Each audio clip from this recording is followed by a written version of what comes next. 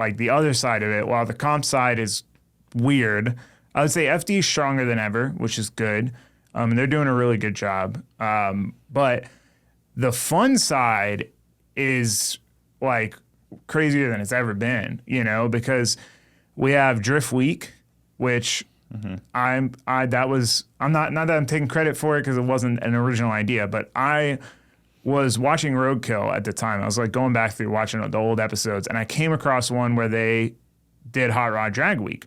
And I always thought Drag Week was like one track and it was like a week festival of drag racing. Like that's what I thought it was. And then I saw it and I'm like, this is so cool. Like these dudes are driving crazy cars, you know, lashing valves on the side of the road. I'm like, at the time I still had no interest in drag racing, but I was like, what if we could do this for drifting? So I went to Aaron because he hosts events in Texas. And I was like, hey, what if we did this? I'm like, the only thing I can't get past is the tires. Like drag racing, you have, you know, your street and your drag set. But in drifting, you know, you're going to go through at least 1 to 2 pairs at every track. There's just no way to fit that many in a car. Yeah. And you don't want to be like conserving tires because that's not kind of defeats the purpose, right? Which you still have to a little bit, but like that was the hang up. Yeah. And we literally had like a meeting in Texas. I was there for an event.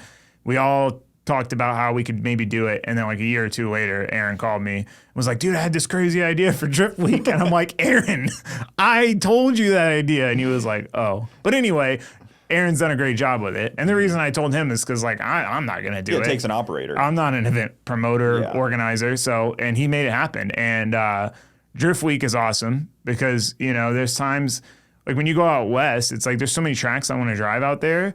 But I can't justify driving 3 days to drive one track for like 2 days, you know? So you think, well, I'll try to do it where I can do multiple tracks.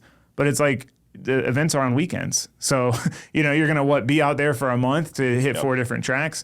So that's what's cool about Drift Week. And it is very different than Drag Week in that respect that there's no competition. It's just about being able to drive a bunch of different tracks back to back and have that, you know, experience of street driving. The completing it is like the badge of honor. Right. Like your car made it to the end is, I would assume, is probably a big part of the badge of honor. There's probably a lot of work on these cars in between broken trans, diffs, whatever there is, I'm sure. And that's kind of the fun. Like they always say on Drag and Drives, it's like the most difficult vacation you'll ever have. Right. And then the day it's over, you're like, oh shit, I want to do it again. I want to go back. Like I'm ready. Right. If your car's still running. Yeah, it's like the challenge of it, which I took the easy way out and got a newer car. So it's been good and simple. But there's really no easy way though. That's true. And I did put a lot of work in on the front end to make sure the car works. And the first trip I had some like teething issues because I literally built the car and the first time I drifted it was in Arizona. Like I shipped it to Arizona, had never even drifted it. We had to retime it in Arizona and then start the trip. A BMW. Yeah. It's not an LS. No, it was not an enjoyable experience. But we got it done and it worked the rest of the trip. And then I fixed like the little odds and ends, really just for like street comfortability. And then the last trip, I don't think I touched it.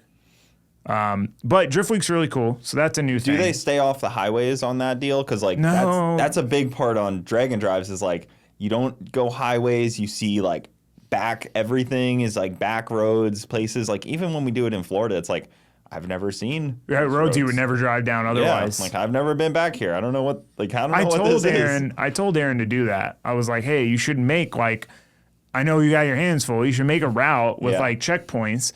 A, it gives people like something to do. Like, oh, I got the picture at the checkpoint. B, it gives people a route to follow. Yeah. But he doesn't. We don't do that. So it takes time. It takes work and like growth. And I mean, we just did number 8. Wow. Because he does 2 a year. That's actually. But he's only doing 1 this year.